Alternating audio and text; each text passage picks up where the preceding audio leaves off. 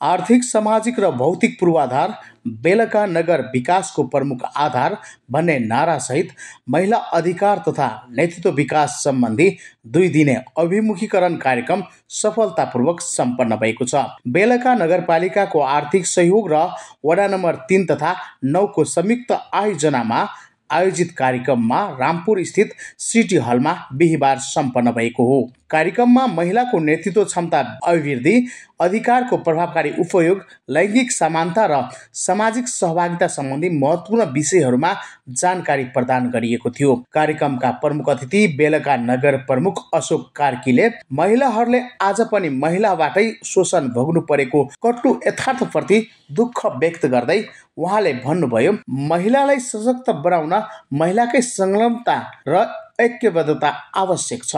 आगामी नीति तथा कार्यक्रममा महिला सशक्तिकरणका कार्यक्रमहरूलाई प्राथमिकता दिइने र थप बजेट विनियोजन गरिने स्पष्ट पार्नुभयो। त्यस्तै उहाँले भौतिक पूर्वाधार विकास मात्र पर्याप्त नरहेको सँगै मानव संसाधनको सशक्त विकास पनि अनिवार्य रहेको जोड दिनुभयो। त्यस्तै वडा नम्बर 3 का अध्यक्ष टङ्क आचार्यले समेत आफ्नो धारणा राख्दै कार्यक्रमले सामाजिक रूपान्तरणमा सकारात्मक भूमिका खेल्ने विश्वास व्यक्त गर्नुभयो। उहाँले वडा स्तरीय कार्यक्रमबाटै समावेशी सचेत समाज निर्माणको आधार तय गर्न सकिने धारणा राख्नुभयो। कार्यक्रममा एलएन गजदार, पार्वती गजदारले सहजकर्ताको रूपमा सहजीकरण गर्दै सहभागीहरूसँग अन्तर्क्रियात्मक छलफल, समूह कार्य र नेतृत्व अभ्यास गराउनु भएको थियो। वडा नम्बर 3 र 9 का जनप्रतिनिधि, महिला समूहका प्रतिनिधिहरूको उल्लेखनीय सहभागिता रहेको थियो। सो समापन कार्यक्रममा वडा सदस्य कल्पना विश्वकर्माको अध्यक्षतामा सम्पन्न भएको थियो। 2 दिने अभिमुखीकरण कार्यक्रमले महिलाको आत्मबल, सामाजिक उत्तरदायित्व र